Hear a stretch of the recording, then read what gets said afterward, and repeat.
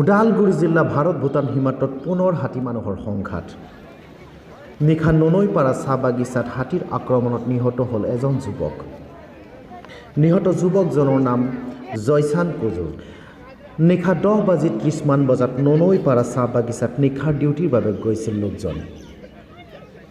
ডিউটিলৈ গৈ থকা অৱস্থাতে এটা হাতীয়ে আক্ৰমণ কৰাৰ ফলত ঘটনাস্থলীতে নিহত হৈ যুৱকজনৰ। বাগিচাখনৰ নৈক চকীদাৰ হিচাপে কৰ্মৰত আছিল যুৱকজন।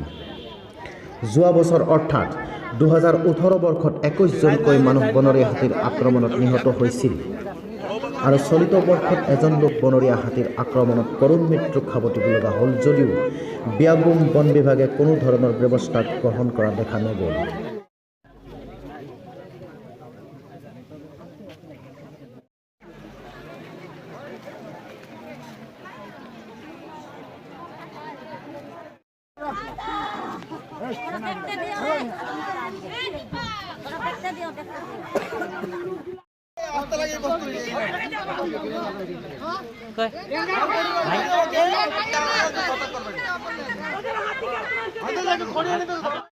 সাড়ে 10টা বজা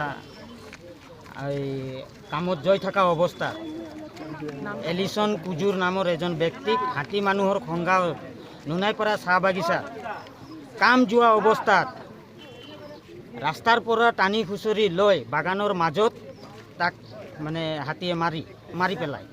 গতিকে আমি বন মন্ত্ৰী তথা লোকেল ফৰেষ্ট ডিপাৰ্টমেণ্টক ধিক্কাৰ দি আছোঁ আৰু আমি কল যোগে তথা মানুহ পঠাই আমি ফৰেষ্ট ডিপাৰ্টমেণ্টক মাতিব পঠালোঁ। এতিয়ালৈকে কিন্তু ফৰেষ্ট ডিপাৰ্টমেণ্টে আমাৰ এই বাগিচাত এতিয়ালৈকে আহি পোৱা নাই।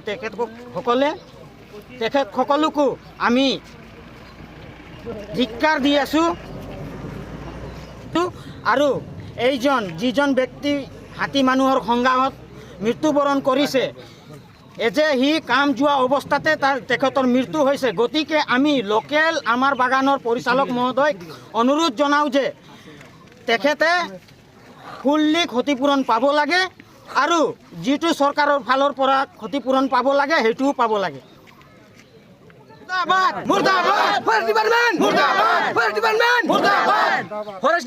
ফৰেষ্ট ডিপাৰ্টমেণ্টৰ গাফিলতি নচলিব।